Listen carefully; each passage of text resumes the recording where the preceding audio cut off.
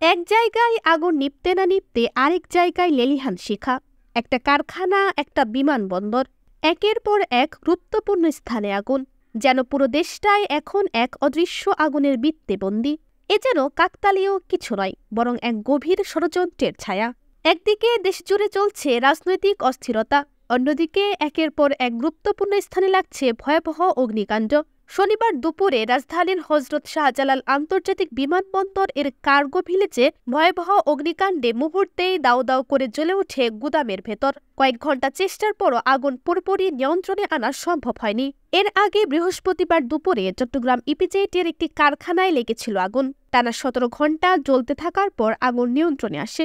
একই রাতে টাঙ্গাইলের ঘাটাইলে একটি সুতার মিলে আগুনে পুড়ে যায় কোটি টাকার সম্পদ। তারও আগে ১৪ অক্টোবর রাজধানীর মিরপুরের রূপনগরে একটি কেমিক্যাল গুডাউন ও পোশাক কারখানায় লেগেছিল ভয়াবহ আগুন। সেই অগ্নিকাণ্ডে প্রাণ হারান ১৬ জন মানুষ। পরিবারগুলোতে নেমে আসে শোকের কালো ছায়া।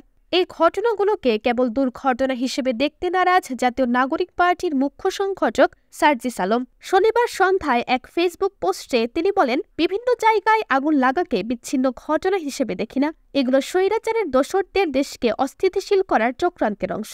তিনি আরও বলেন, এই অগ্নিকাণ্ডগুলোর পেছনের প্রকৃত কারণ উদ্ঘাটনে ব্যর্থ হওয়া অন্তর্বর্তীকালীন সরকারের অন্যতম বড় ব্যর্থতা, আর এর মাসুল দিতে হবে পুরো দেশকেই। সার্জিসের মতে, তথাকথিত তদন্ত কমিটির নাটক দিয়ে জনগণকে আর বিভ্রান্ত করা যাবে না। এখন সময় প্রকৃত ষড়যন্ত্রকারীদের খুঁজে বের করে কঠোর শাস্তির আওতায় আনার। একের পর এক বড় অগ্নিকাণ্ড, একই ধরনের টার্গেট, একই ধরনের ধ্বংসযজ্ঞ।